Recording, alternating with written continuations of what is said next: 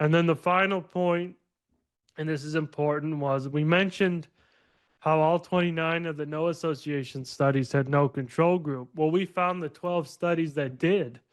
And all 12 of the studies with a real unvaccinated control group found that the unvaccinated were far healthier, far less chronic disease, far less autism, far less neurodevelopmental disorders, including tics and ADHD, far less asthma, far less everything.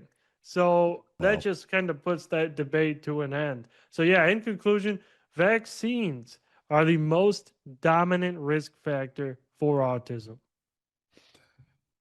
I'm just thinking as you were taking us through all that, because I think I mentioned this to you before, there's been a call here for, a comparison of vax versus unvaxxed statistics, given we are relentlessly told the health system's straining numbers in A&E now that haven't been seen before, but no comparison of vaccinated versus unvaccinated. You'd think through the whole history of this that that would have been one of the upfront tools and to real time detect any problems, let's say.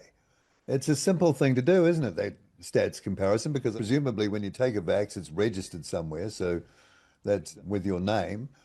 So you can clearly delineate who's had it and who hasn't. And even now, they just plainly won't do it. Yet every other stats comparison that you could ever imagine, kind of similar to that, but in other sectors, is put out there as a matter of course. Right, exactly. They don't do it in this case because they know what they'll find. And, they have some control groups, but the control groups were still vaccinated. I Yeah. mean, they may have received less Well, how vaccines, can you but describe that as a control group?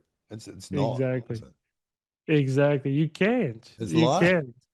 It's lying. It's fatally flawed.